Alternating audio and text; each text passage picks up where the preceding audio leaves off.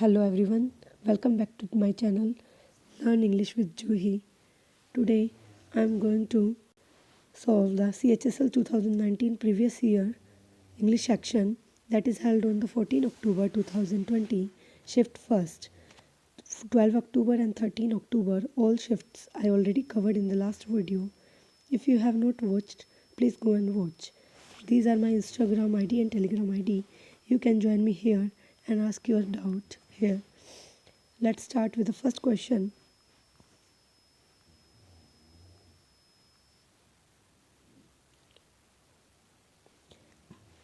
You have to select the direct speech for this indirect speech, okay? Direct, you have to do narration.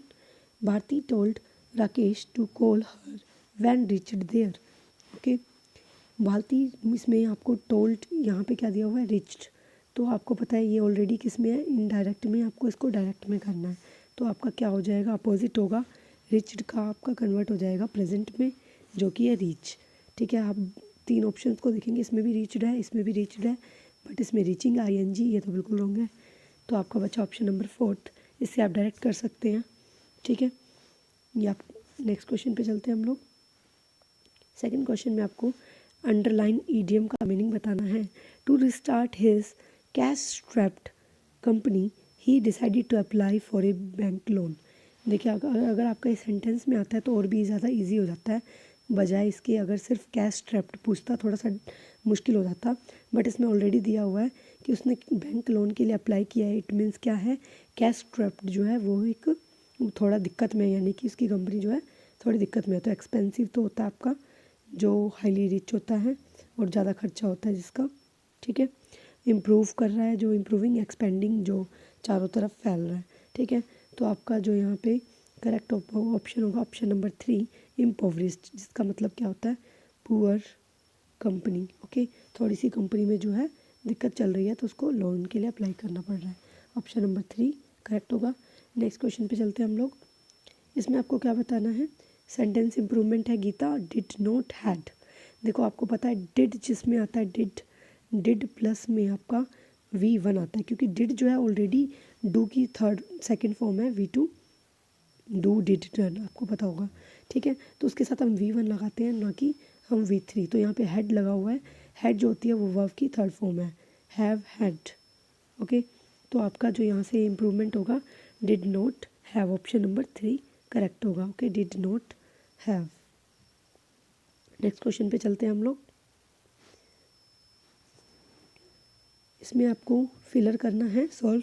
Around 100 dash across the world participated in the conference.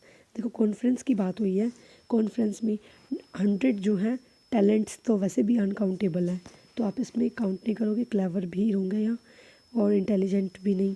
ठीक है, तो delegates, किसी भी conference के लिए वैसे हम delegates ही use करते हैं। डेलीगेट्स का मतलब होता है जो पार्टिसिपेंट करने वाले पर्सन्स हैं उनको हम डेलीगेट्स बोलते हैं। ओके, तो ऑप्शन नंबर 1 आपका करेक्ट ऑप्शन है, ऑप्शन नंबर 1। नेक्स्ट क्वेश्चन पे चलते हैं हम लोग। कॉम्प्रिहेंशन, इसको हम रीड करेंगे पहले, फिर ऑप्शंस की तरफ चलेंगे। चंपानेर पावागढ़ आर्कियोलॉजिकल पार्क के बारे में बात की है, जो कि यूनेस्को वर्ल्ड हेरिटेज साइट है, is located in the Panchmahal district in Gujarat India. Dash is situated near the historical, जो कि सिचुएटेड है कहाँ, historical dash of the Champaner. Historical dash means कुछ होगा। A city which was founded by Vanraj Chavda the dash prominent king of Chavda dynasty in 8th century। He named it dash the name of his friend, उसका name जो है अपने friend के name पर रखा। And general Champa also known later as Champaraj. Okay, the heritage site is dotted with forts with positions ranging, यानी कि जो ये इनका हेरिटेज साइट का फोर्ट है वो उसकी पोजीशन जो है रेंज कर रही है कहाँ से कहाँ तक, the hills of the Pavagadh and extending into the city of Champaner, यहाँ तक एक्सटेंड है। ठीक है, तो हम इसके ऑप्शंस पे चलते हैं। पहले ऑप्शंस में आपका क्या था, जो कि सिचुएटेड है, तो आप जो कि के लिए क्या यूज़ करेंगे, यहाँ पे दे पर्सन के लिए यूज़ होता है, दैट भी नहीं लगाएंगे। इट इज़ सिचुएटेड आ सकता था अगर यहाँ पे कंजंक्शन की जरूरत ना होती। आप यहाँ पे ध्यान से देखेंगे तो हाँ इट ही आएगा, सॉरी, तो विच नहीं आएगा यहाँ पे, क्योंकि वहाँ पे डॉट लगा हुआ है, फुल स्टॉप। विच तब आता है जब आपका एज ए कंजंक्शन यूज़ होता है ये, ठीक है, बट यहाँ पे कंजंक्शन की जरूरत नहीं है, तो इट आपका सही ऑप्शन होगा, ठीक है, ऑप्शन नंबर 2। ओके, अब हम यहाँ पे देखेंगे, it is situated near the historical dash of the Champaner. Historical dash, historical garden तो नहीं होता हिस्टोरिकल, ठीक है, आपके टावर की भी यहाँ बात नहीं हो रही है। हिस्टोरिकल या तो फोर्ट होगा या सिटी, बट हम हिस्टोरिकल जो होती है हमेशा सिटी के हिस्टोरिकल बोलते हैं, हिस्टोरिकल सिटी जहाँ पे वो सिचुएटेड है। तो आपका ऑप्शन नंबर 3 जो होगा बिल्कुल सही होगा। हिस्टोरिकल फोर्ट होता, जब इन्होंने ये कहा है वो सिचुएटेड है उसके अंदर, तो फोर्ट के अंदर थोड़ी ना बना हुआ है आपका ये पार्क, सिटी के अंदर होता है, ठीक है, तो सिटी होगा आपका right option, option number 3। Okay, next हम देखते हैं, पहले इससे पहले हम एक बार और पैराग्राफ देख लेंगे। A city which was founded by Vanraj Chavda the dash prominent king of the Chavda dynasty. Okay, क्या बोला है, वो क्या था, अब इसमें से आप देखेंगे मोर कंपैरिजन के लगाते हैं, बट वो पूरी डायनेस्टी का एक फेमस किंग था ऑलरेडी, तो आपका क्या होगा, मोस्ट यूज़ करेंगे, मोस्ट बिल्कुल करेक्ट ऑप्शन होगा, मोस्ट प्रोमिनेंट किंग, यानी पूरी जो उनकी डायनेस्टी थी, जो उनकी पूरी डायनेस्टी थी उसमें से सबसे जो है स्ट्रॉन्ग और पावरफुल किंग था। ओके, नेक्स्ट क्वेश्चन पे चलते हैं हम, उससे पहले एक बार पैराग्राफ को फिर से देखेंगे। ही नेम्ड इट डैश, उसने डैश के नाम पे जो है इसका नाम रखा था। ओके, हम जब भी नेम्ड लगाते हैं किसी के नाम पर रखा गया होता है तो उसके बाद हम यूज़ करते हैं named after. Okay, named after, after क्यों, क्योंकि किसी के नाम पर जब रखा जाता है तो उसके बाद यही लगाते हैं हम लोग, तो ऑप्शन नंबर जो है 4 करेक्ट है। इसमें आपको बाकी ऑप्शंस देखने की भी जरूरत नहीं थी, क्योंकि नेम्ड आफ्टर ये मोस्टली यूज़ होता है। ओके, तो नेक्स्ट क्वेश्चन पे चलते हैं हम। लास्ट जो आपका ब्लैंक है उसमें क्या पूछा गया है, the heritage site is dotted with forts with bastions ranging, यानी कि जो ये कह रहा है जो फोर्ट है उसके डॉट और विद फोर्ट्स, फोर्ट्स जो साइट है, सॉरी हेरिटेज साइट है, वो किस किस से आपकी जो है रेंज कर रही है, कहाँ से कहाँ तक। तो वैसे हम रेंजिंग के साथ जो है एक ही वर्ड यूज़ करते हैं, that is ranging from. Okay, ranging from आपने सुना होगा, रेंज फ्रॉम दिस मतलब प्लेस टू दैट प्लेस, जहाँ से भी हम रेंज करते हैं, तो ये आपका करेक्ट ऑप्शन होगा, ऑप्शन नंबर 1। अब नेक्स्ट क्वेश्चन पे चलते हैं। इसमें आपको क्या बोला है, इसमें आपको 1 वर्ड सब्स्टिट्यूशन बताना है, act of giving up the throne. अगर इस क्वेश्चन की बात करें तो ये कंफ्यूज कर सकता है उनको जिन्होंने कभी भी इस क्वेश्चन को, ऐसे क्वेश्चंस को नहीं पढ़ा है। ओके, क्योंकि इसमें जो अबैंडनमेंट होता है कहीं ना कहीं इसका मीनिंग बहिष्कार होता है, ऑल्दो बट सिमिलर होता है to similar to the abdication, renunciation and resignation, all options are very close. Okay, लेकिन इसका जो परफेक्ट आंसर है वो है option number 1, abdication, act of giving up throne. कोई अपने सिंहासन को छोड़ता है तो उसको हम एब्डिकेशन बोलते हैं, त्याग करना, बट यहाँ पे रिनंसिएशन और रिजाइनेशन लगभग तीनों जो ऑप्शंस हैं, अबैंडनमेंट भी, तो ये 3 ऑप्शन जो है बिल्कुल सिमिलर हैं। ओके, तो आपको अगर आपने पढ़ रखा है तभी ऐसे क्वेश्चन को सॉल्व कीजिएगा, अदरवाइज इसको आप क्या स्किप कर सकते हैं। ओके, नेक्स्ट क्वेश्चन पे चलते हैं। A person who is blamed for something that someone else has done, एक पर्सन को हम उसके लिए ब्लेम करते हैं जो उसने किया भी नहीं है, किसी और ने किया है, तो उसको हम क्या बोलते हैं हिंदी में, बलि का बकरा, बलि का बकरा, और इंग्लिश में हम लोग क्या बोलते हैं उसे, स्केपगोट। ओके, स्केपगोट वो पर्सन होता है जिसने कोई भी गुनाह नहीं किया होता बट उसको फिर भी दोषी करार कर दिया जाता है, ठीक है, ब्लेम किया जाता है, तो स्केपगोट आपका परफेक्ट आंसर होगा। एनिमी तो आपको पता ही है, दुश्मन होता है, अपोनेंट भी आपका विरोधी, एंड कॉम्पिटिटर जिससे आपका कॉम्पिटिशन है। ओके, तो हम नेक्स्ट क्वेश्चन पे चलते हैं। Yesterday I searched in my cupboard, ठीक है, कल मैंने अपने कबर्ड में सर्च किया था, for the shirt I couldn't find, इसमें आपको ग्रामेटिकल एरर बताना है। Yesterday I searched in my every cupboard, cupboard के लिए हम कभी भी एवरी वर्ड का यूज़ नहीं करते, एवरी जो वर्ड है आपका फॉर द पर्सन यूज़ होता है। ओके, बट यहाँ पे पर्सन की बात नहीं हो रही, कबर्ड की, तो इन ईच माई कबर्ड हो सकता है, इन ईच कबर्ड, माई भी लगाने की जरूरत नहीं है, although I searched each my cupboard या ईच कबर्ड। ओके, तो आपका ऑप्शन नंबर 1 जो है यहाँ पे एरर है। नेक्स्ट क्वेश्चन पे चलते हैं हम लोग, आई थिंक ये रिपीट हो गया है, sorry. Question number 13, select the most appropriate antonym of the given word neat. Neat का आपको एंटोनिम बताना है, नीट बहुत ईजी सा वर्ड है, कॉमन वर्ड है, रेगुलर यूज़ करते हैं हम लोग। नीट का मतलब साफ़। तो आपका इसमें ऑप्शंस को आप देखेंगे तो देखिए क्लियर साफ़ होता है, ठीक है। ये तो सिनोनिम है, बट हमको एंटोनिम बताना है तो मैसी होगा आपका। मैसी मीन्स जो कि बहुत ही ज़्यादा डर्टी होता है और अनक्लीन होता है, ओके। शार्प जो आपको पता ही है, शार्प ऑब्जेक्ट होता है कोई जो कि तेज़ तर्रार होता है। स्ट्रॉन्ग जो होता है आपका मजबूत होता है, ठीक है। तो आपका जो आंसर होगा परफेक्ट वो होगा ऑप्शन नंबर 1। आगे चलते हैं हम लोग नेक्स्ट क्वेश्चन पे। इसमें आपको करेक्टली स्पेल्ड वर्ड बताना है। इसमें आप ध्यान से देखेंगे तो विजडम, विजडम की स्पेलिंग WISDOM होती है, ठीक है। अगर मैं विटनेस की बात करूँ तो यहाँ पे ये सही हो सकती है। विम्पर की बात करूँ तो WHIMPER होता है आपका, ठीक है। विम्पर, विम्पर मीन्स होता है कि नॉइज़ करना, शोर मचाना। और आपकी स्पेलिंग की बात करूँ तो वेल्थ की स्पेलिंग WELTH होती है। ये भी कॉमन वर्ड है, ओके। तो आपका ऑप्शन नंबर 2 जो होगा करेक्ट ऑप्शन होगा, ओके। नेक्स्ट क्वेश्चन पे चलते हैं हम लोग। इसमें आपको रिस्पॉन्सिबल का सिनोनिम बताना है, ओके। रिस्पॉन्सिबल का जो सिनोनिम है वो क्या होगा आपका इररिस्पॉन्सिबल। बहुत ही इजी सा क्वेश्चन है, बट इसमें स्पेलिंग जो है आपको कंफ्यूज करने के लिए अन लगा रखा है, डिस लगा रखा है। हम डिस का भी यूज़ नेगेटिव के लिए करते हैं और अन का भी यूज़ नेगेटिव वर्ड के लिए करते हैं। इल का यूज़ नहीं करते हम लोग, बट आपका जो करेक्ट ऑप्शन होगा वो होगा इररिस्पॉन्सिबल, ओके। डिसरिस्पॉन्सिबल नहीं होगा। नेक्स्ट क्वेश्चन पे चलते हैं हम लोग। इसमें आपको बताना है सिनोनिम मैंडिबल का। मैंडिबल जो वर्ड होता है ये आपका कहाँ से आया है, अगर आप इसको समझना चाहें तो मैन का जो इंसान का डिबल, ठीक है, उससे आया है। यानी कि जो होता है आपका वो क्या होता है जबड़ा, जो तित के नीचे वाला पार्ट होता है, ठीक है। तो इसका जो सिनोनिम होगा वो क्या होगा ऑप्शन नंबर 1। अगर आपको ये क्वेश्चन पढ़ के लगे कि नहीं आता और आपने पहली बार सुना है तो ऐसे क्वेश्चंस को स्किप कर दें, ठीक है, क्योंकि कंफ्यूज कर सकता है। हो सकता है मैन को देखकर आपको लगे कि इसका आंसर ह्यूमन होगा, बट ह्यूमन इसका आंसर नहीं है, ओके। ऑप्शन नंबर 1 करेक्ट है, ठीक है। नेक्स्ट क्वेश्चन पे चलते हैं हम लोग 17। इस क्वेश्चन में आपको क्या बताना है, इसमें भी सेंटेंस इम्प्रूवमेंट है। The firing of the missile not only killed innocent persons but and also they रखा है आपका, बट आपको पता है जो नॉट ओनली है वो किसके साथ कंजंक्शन का पेयर है। नॉट ओनली हमेशा बट ऑल्सो के साथ लगता है, ठीक है। बट ऑल्सो के साथ इसका पेयर होता है।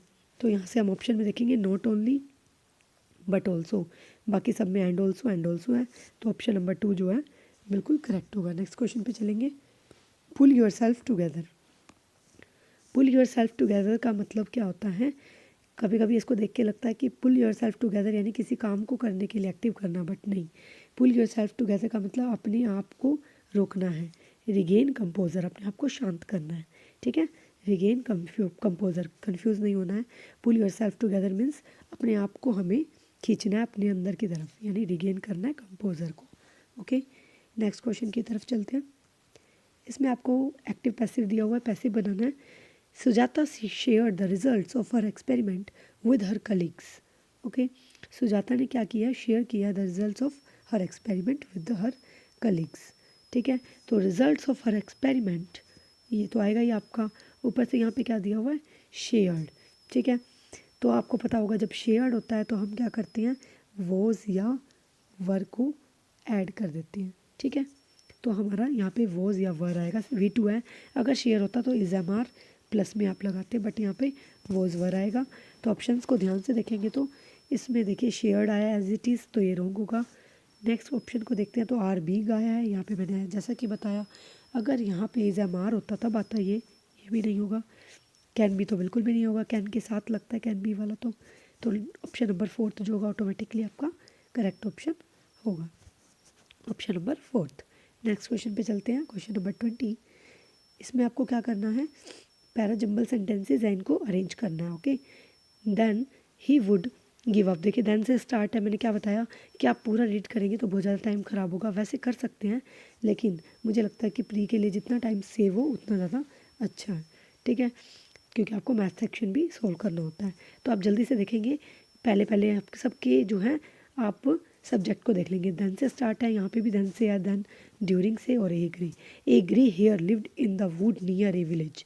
यस, क्योंकि अगर मैं लास्ट ऑप्शन की बात करूँ during the winter, when night came, he की बात हुई है, ही और यहाँ पे बी में डिफाइन है, तो आपका जो बी है वो फर्स्ट ऑप्शन होना चाहिए। और उसके बाद अगर मैं बात करूँ देन ही, इसमें भी है और देन ही इसमें भी है, बट देन तब आता है जब उससे पहले कोई सेंटेंस यूज़ हुआ हो, तो बी के बाद डी होना चाहिए। और ऐसा एक ही ऑप्शन में, ऑप्शन नंबर 2 में डायरेक्ट टिक करके भी आगे बढ़ सकते हैं, बट अगर आपको डाउट है तो आप चेक कर लें। When night came he would pick up one ear and listen, वो अपना एक कान खोल लेता है और सुनता है क्या। Then he would pick up the other, दूसरा भी उठा लेता है। Then he would pick up the other, देखो एक ईयर उसने क्या किया, पिकअप, दूसरा भी करेगा ना, ओबियसली करेगा, तो बी के बाद भी सी आपका, सॉरी डी के बाद भी सी होगा, तो ऑप्शन नंबर क्या आपका 2 ही करेक्ट है। ठीक है, वैसे बाय द वे बी के बाद डी पता चल गया तो ऑप्शंस में देखेंगे तो आपको आगे करने की जरूरत भी नहीं थी। ठीक है, नेक्स्ट क्वेश्चन पे चलते हैं हम लोग। इसमें आपको बताना है सिनोनिम किसका, अयूरा का। ठीक है, यूरा, यूरा क्या होता है आपका, इस वैसे तो ये हमारा एटमॉस्फेयर से रिलेटेड होता है, एटमॉस्फेयर से रिलेटेड होता है, एटमॉस्फेयर, बट यहाँ पे कोई एटमॉस्फेयर से रिलेटेड आपको ऑप्शंस नहीं दिया है। इसका एक मीनिंग और होता है जो कि क्या होता है आपका लेयर, एक लेयर है ये हमारा एटमॉस्फेयर की। तो जो लेयर से रिलेटेड अगर मैं बात करूँ यानी एक कवर है, ठीक है, जिसने कवर किया हुआ है हमें। ठीक है, कवर की बात करूँ तो यहाँ पे क्या आएगा आपका हेलो, हेलो भी आपको पता है, हेलोजन आपने पढ़ा होगा, हेलो जो है सन से रिलेटेड है, तो सन की जो आउटर मोस्ट लेयर है जिसको हम कोरोना बोलते हैं, उसको हम हेलो भी कभी कभी बोलते हैं, तो अयूरा जो है उसको भी बोल सकते हैं, इसीलिए हेलो कहीं ना कहीं इससे सिमिलर है। बट मैं कहूँगी ये एक्यूरेट ऑप्शन नहीं दिया था इन्होंने, तो बहुत ही ज़्यादा मतलब नॉर्मल ऑप्शन नहीं था ये, थोड़ा सा एबनॉर्मल दिया था, बट अगर आपको आता है तभी इसको टिक करें, अदरवाइज़ नहीं। ठीक है, नेक्स्ट क्वेश्चन पे चलते हैं हम लोग। इसमें आपको जम्बल्ड सेंटेंसेज है, इसमें भी अरेंज करना है। ठीक है, आप ध्यान से देखेंगे तो according to the EPR first sentence में हुआ यूज़। EPR हमें नहीं पता अभी को, EPR की पहले बात हुई होगी तभी तो अकॉर्डिंग टू EPR दिया है। ठीक है, तो अभी हम स्टे करेंगे इस ऑप्शन को। Next, the municipal corporation has introduce the extended procedure responsibility EPR, कहीं ना कहीं यही यहाँ इंट्रोड्यूस हुआ है, तो बी हो सकता है आपका फर्स्ट ऑप्शन। ओके, आगे देखते हैं हम। For producers and generators of plastic waste, the producers are persons engaged in manufacture or imports of carry bags, multi-layered packaging and sheets and other using them they must formulate a plan to collect reusable waste generated from their products. Okay, they must, यहाँ पे दे की बात हुई है तो किसी person की already बात हो चुकी है, इट मीन्स बी के बाद जो आपका सही ऑप्शन बैठ रहा है अगर मेरे अकॉर्डिंग देखें तो प्रोड्यूसर के बारे में हो सकता है ये दे हो, यानी कि बी के बाद आपका सी और डी और द लास्ट में ये हो सकता है। ठीक है, तो पहले मैं ऑप्शंस की तरफ चलूँगी।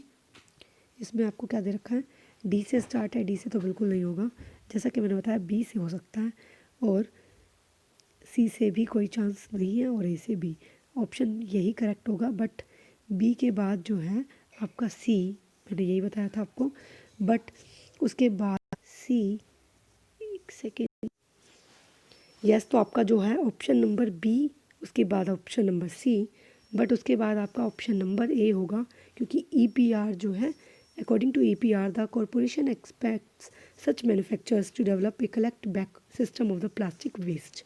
ठीक है, they must formulate a plan to collect reusable waste from the product within a prescribed time frame. Okay, option number B जो है करेक्ट होगा।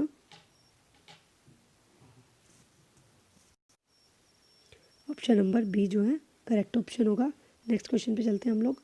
इसमें आपको बताना है इनकरेक्टली स्पेल्ड वर्ड बताना है आपको। बेलीग्रेंट, बेलीग्रेंट को आप चेक करेंगे तो ये बिल्कुल सही है। बेलीग्रेंट क्या होता है, झगड़ालू। ठीक है, वो पर्सन जो कि बहुत ही ज़्यादा आर्ग्यूमेंटेटिव होता है या फिर बेलीग्रेंट झगड़ालू। ठीक है, फार्मास्यूटिकल, आपको पता है फार्मास्यूटिकल कंपनी मेडिसिन से रिलेटेड होती है। और आपको इसकी बात करूँ तो ट्रूसो, इसको हम बोलते हैं ट्रूसो। ठीक है, स्पेलिंग से तो ट्राउसेऊ लग रहा है बट ये ट्रूसो होता है। ट्रूसो का मीनिंग आपका क्या होता है, ये अटायर होता है, एक ऐसा अटायर जो कि ब्राइडल जो होती है अपने साथ लेके जाती है। ठीक है, आफ्टर मैरी। ओके, उसको बोलते हैं हम ट्रूसो। टुमल्चुअस, टुमल्चुअस की स्पेलिंग यहाँ पे जो है बिल्कुल रॉन्ग है। टुमल्चुअस की स्पेलिंग क्या होती है आपकी? TUMULTUOUS, okay, UOUS। यहाँ पे आपका टी ना होके यू होना चाहिए था। और अगर मैं इसकी मीनिंग की बात करूँ तो टुमल्चुअस होता है जो कि वेरी नॉइजी हो, बहुत ज़्यादा नॉइजी हो, ओके, वो वेरी नॉइजी, ठीक है। तो आपका ऑप्शन नंबर 4 जो है वो सही है। यहाँ से नेक्स्ट क्वेश्चन पे चलते हैं हम लोग। क्वेश्चन नंबर 24, इसमें आपको फिलर करना है। According to the experts some sectors remain dash during this difficult times including banking, financial service, FMCG, food and technology. कुछ कंपनियां जो है डिफ़िकल्ट टाइम में कैसी रहती हैं? रिडेंडेंट। रिडेंडेंट का मीनिंग होता है जो कि बहुत ही ज़्यादा अबंडेंट में चीज़ होती है, उसको हम रिडेंडेंट भी बोलते हैं। एक्सेसिव में होती है, ठीक है, एक्सेसिव भी बोल सकते हैं, एक्सेस में, बट ये ऑप्शन नहीं होगा। इसमें आपका क्या होगा? ऑप्शन नंबर 2 सही होगा, क्योंकि रेजिलियंट, रेजिलियंट का मतलब क्या होता है? फ्लेक्सिबल। वो कंपनी जो स्मूथ रन करती है डिफ़िकल्ट टाइम्स में भी, या फिर आप ये कह सकते हैं जो कि स्ट्रोंग रहती है, ठीक है, स्टेबल रहती है, स्टेबल एक्यूरेट होगा, स्टेबल रहती है, ओके। रिपेंटेंट तो आपका पता ही है, रिपेंट क्या होता है? पछताना, पछताती थोड़ी ना, डिफ़िकल्ट टाइम में पछताएगी तो ये क्यों बोलेंगे some expert some company remain, पछताती रहती है, नहीं, ऐसा कुछ नहीं होगा, ठीक है। रिपग्नेंट जो होता है आपका, ये भी नेगेटिव वर्ड है, तो रेजिलियंट यहाँ पे सही ऑप्शन होगा, ओके। नेक्स्ट क्वेश्चन पे चलते हैं हम लोग। ये आज का लास्ट क्वेश्चन है गाइस, क्वेश्चन नंबर 25।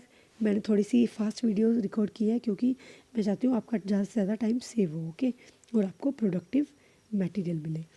तो इसमें लास्ट क्वेश्चन में हम लोग देख रहे हैं कि इसमें ग्रामेटिकल एरर बताना है। डिस्पाइट ऑफ, इस स्टार्टिंग में पढ़ते ही आपको पूरा पढ़ने की रीड भी नहीं है, डिस्पाइट ऑफ कभी भी नहीं होता, आपको पता होगा। हम यूज़ करते हैं in spite of, okay, in spite of. Despite के साथ कभी भी ऑफ नहीं लगता है। डिस्पाइट जो अकेला आता है, डिस्पाइट हर टाइडरनेस, या तो ये सही होता, या फिर डिस्पाइट की जगह इंस्पाइट लगाते तो सही होता। तो ऑप्शन नंबर 1 जो है आपका करेक्ट ऑप्शन है। Thank you guys for watching, okay. तो नेक्स्ट वीडियो में मिलेंगे हम। सेकंड जो आपका शिफ्ट है इसका 14 अक्टूबर का, ओके, मैं आपको वो सॉल्व कराऊंगी। और आप लोग वीडियो को बिल्कुल भी लाइक शेयर भी नहीं करते हैं ना सब्सक्राइब करते हैं, ओके। तो प्लीज़ इस वीडियो को लाइक शेयर और सब्सक्राइब कीजिए एंड मेरे साथ जुड़े रहें ताकि मैं आगे और भी आपको प्रोडक्टिव वीडियोस देती रहूँ, ठीक है। मैं आपका ज़्यादा टाइम भी नहीं लेती और बहुत ही ज़्यादा फास्ट कराती हूँ ताकि मतलब ज़्यादा से ज़्यादा टाइम सेव हो सके, क्योंकि मैथ सेक्शन भी है CHSL में, उसको भी आपको सोल्व करना होता है। तो आप जितनी जल्दी जल्दी करने की प्रैक्टिस करेंगे उतना ज़्यादा आपके लिए बेटर है, ठीक है। तो आप लोग जो हैं कमेंट करके ज़रूर बताएं मेरी वीडियोस कैसी लगती हैं। अगर आपको लगता है कि कुछ इसमें लूप होल्स हैं तो वो भी कमेंट कर दें, मुझे कोई वो नहीं है परेशानी, ठीक है। तो आप लोगों के साथ ऐसी बनी रहूँगी। मेरी 2 दिन से तबीयत ख़राब थी थोड़ी, तो वीडियोस नहीं दे पाई मैं, sorry guys for that. And अब आपको कंटिन्यू